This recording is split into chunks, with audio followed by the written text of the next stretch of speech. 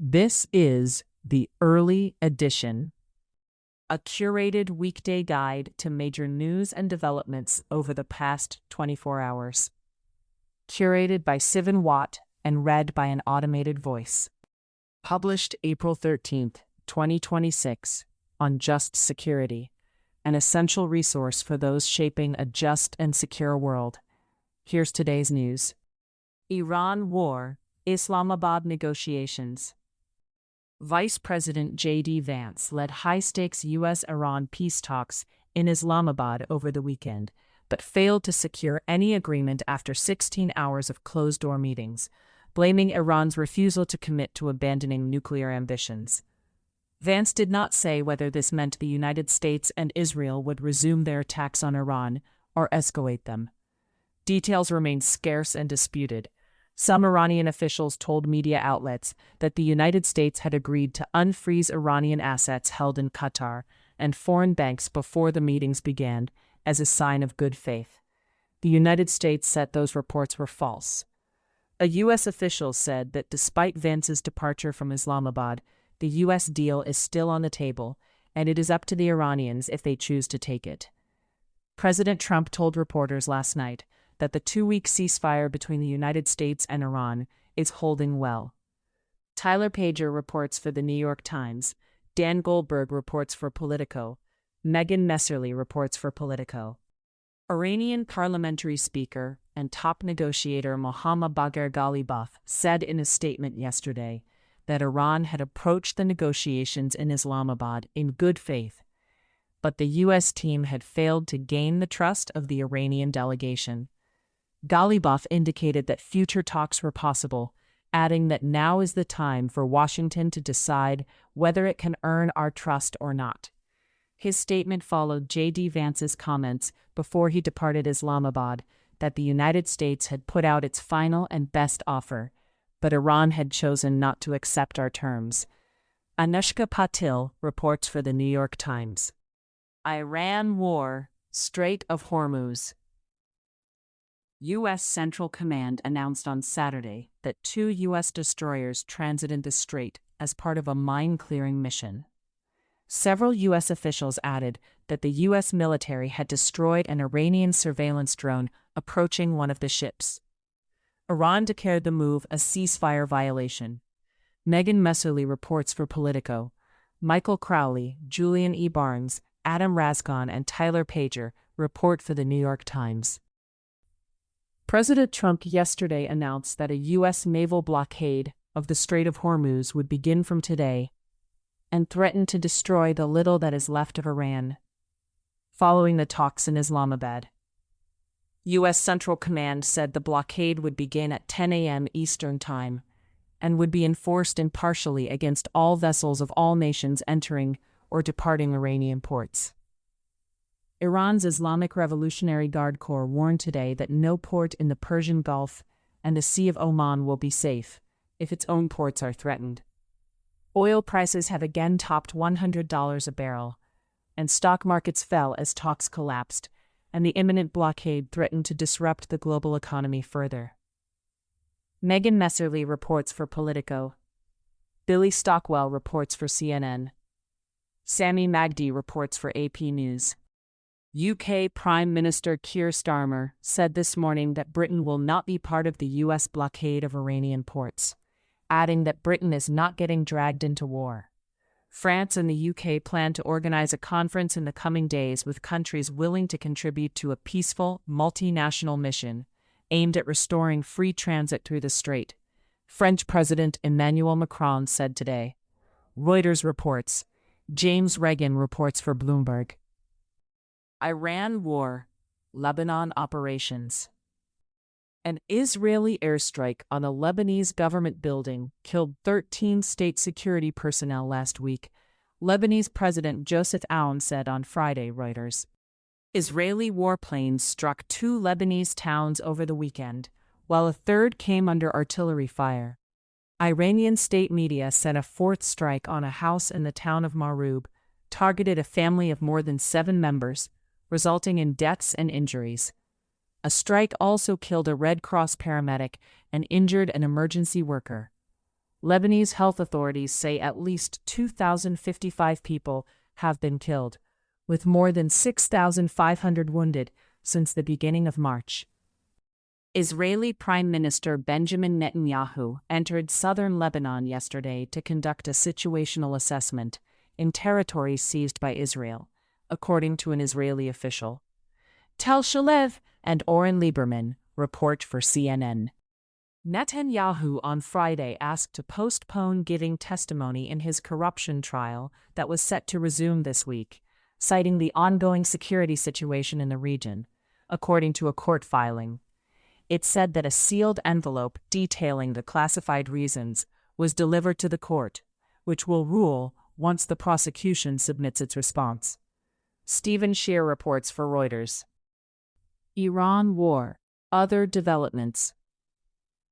U.S. intelligence agencies have obtained information that China, in recent weeks, may have sent a shipment of shoulder-fired missiles to Iran, according to U.S. officials.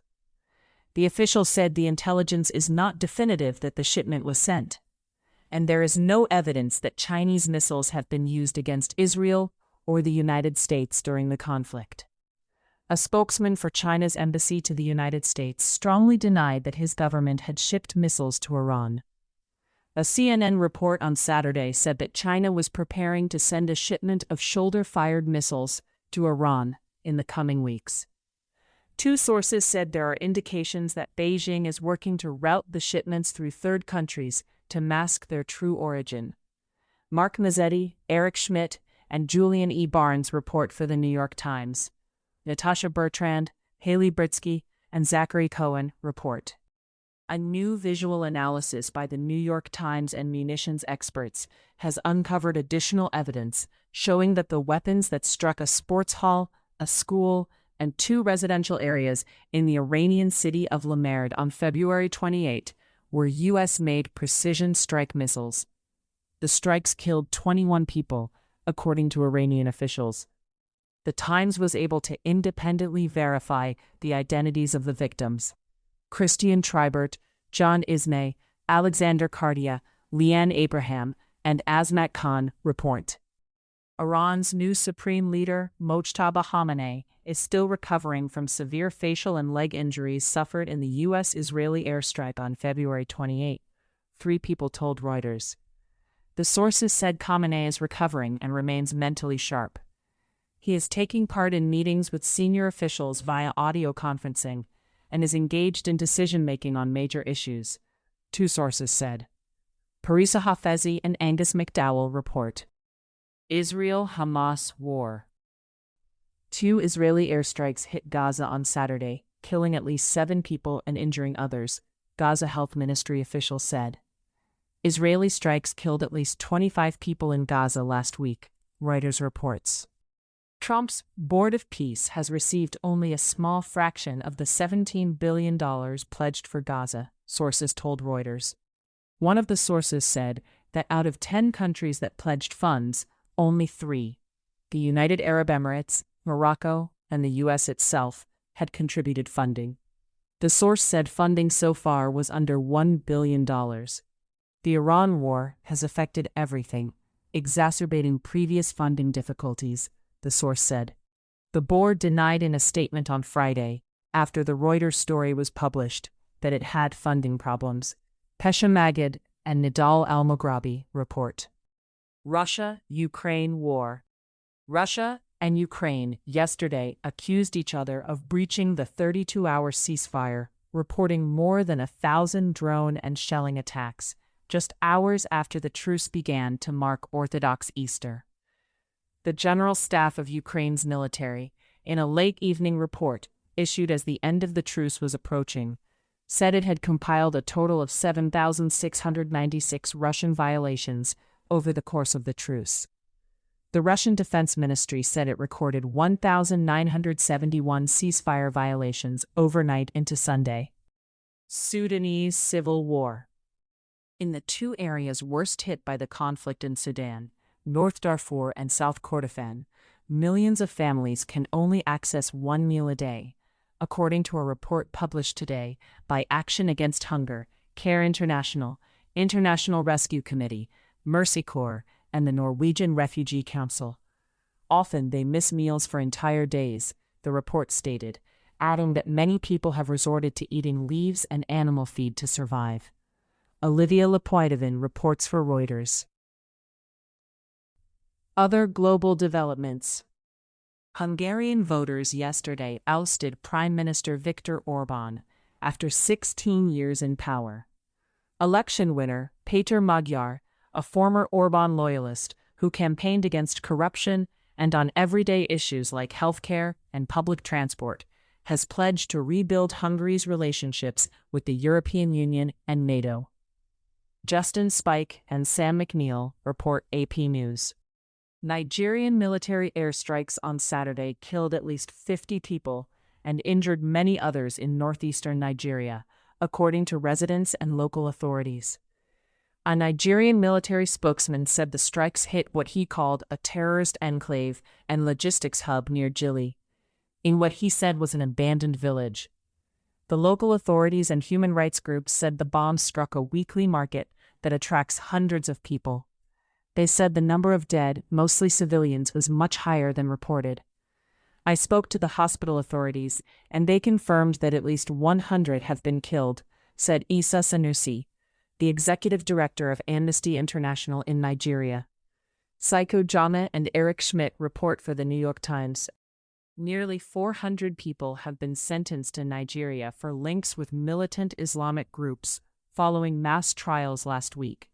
Farouk Chothia reports for BBC News. A Paris court ruled today that cement conglomerate Lafarge was guilty of paying protection money to the Islamic State group and other jihadists to maintain its business in Syria in 2013 and 2014. This method of financing terrorist organizations, and primarily IS, was essential in enabling the terrorist organization to gain control of Syria's natural resources, allowing it to finance terrorist acts within the region and those planned abroad, particularly in Europe, the judge said. Le Monde reports. U.S. Foreign Affairs. Trump attacked Pope Leo XIV on social media this morning, calling him weak on crime and terrible for foreign policy. Leo should get his act together as Pope, use common sense, stop catering to the radical left, and focus on being a great Pope, not a politician, Trump added. Pope Leo responded by telling reporters this morning that he has no fear of the Trump administration and will continue to speak out. Ali Walker reports for Politico. The United Kingdom said on Saturday that it was suspending its plan to give up sovereignty of the Chagos Islands to Mauritius, as it could not proceed without Washington's support. Stephen Castle reports for the New York Times. U.S. Caribbean and Pacific operations. U.S. military strikes killed 5 people on boats alleged to be trafficking drugs in the Eastern Pacific on Saturday, U.S. Southern Command said yesterday, with 1 person surviving the strikes, CBS News reports. Editor's note: see timeline on Just Security for more information about the total number of strikes and casualties to date. U.S. immigration developments. The Trump administration fired several immigration judges on Friday, including 2 who had blocked deportations of pro-Palestinian international students. Hamed Ali Aziz, Nicholas Nahamas, and Stephen Rich report for the New York Times. A Venezuelan doctor, Rubilis Bolivar, was detained by immigration agents in South Texas on Saturday after checking into a flight to California. She had planned to join her husband for their asylum interviews scheduled for this week.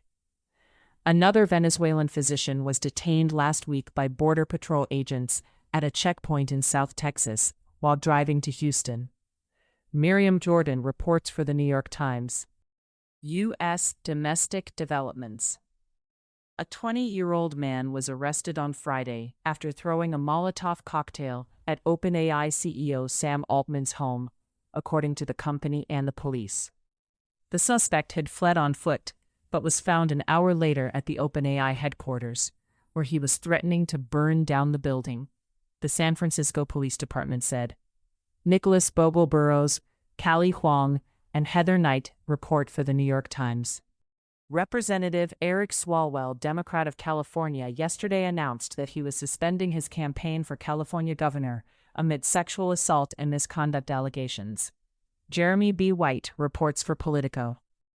U.S. Citizenship and Immigration Services Agency has referred allegations of Swalwell illegally employing a Brazilian nanny several years ago to law enforcement officials at the Department of Homeland Security for investigation, a DHS spokesperson told Politico.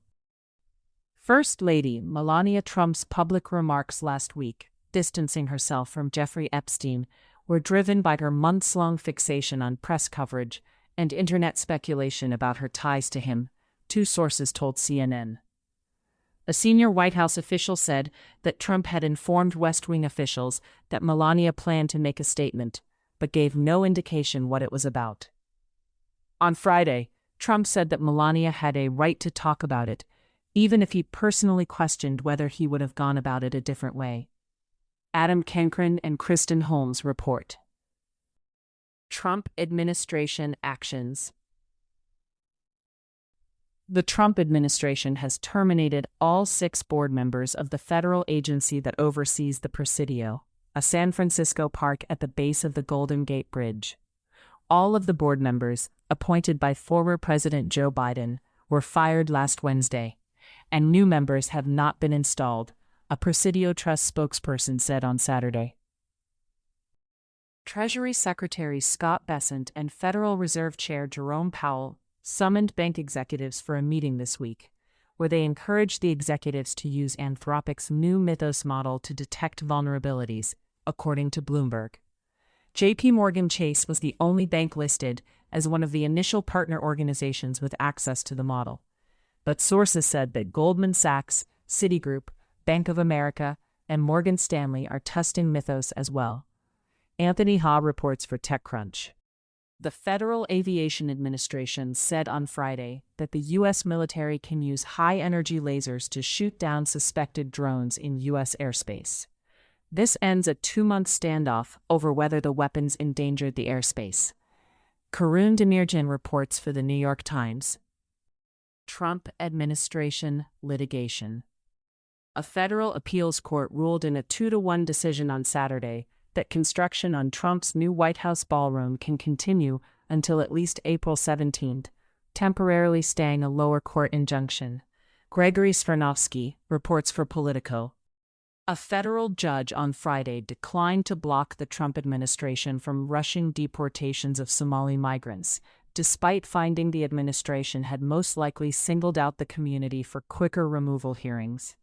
The judge said it was not clear whether the organizations that sued could prevail in the case because they had not been directly affected by the new policy. Zach Montague reports for the New York Times.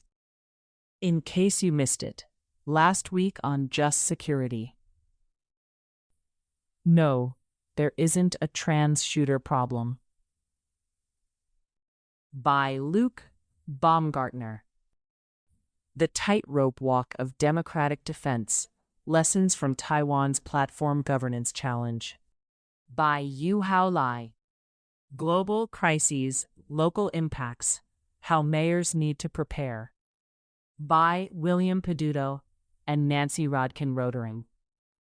Thank you for listening to Just Security's early edition today, April 13th, 2026. If you enjoy listening, Just Security's analytic articles are also available in audio form on the justsecurity.org website. To stay up to date on Just Security's analysis of law, policy, and current events, go to justsecurity.org, subscribe to Just Security on Substack, and follow us on LinkedIn, Blue Sky, Facebook, Instagram, and Threads.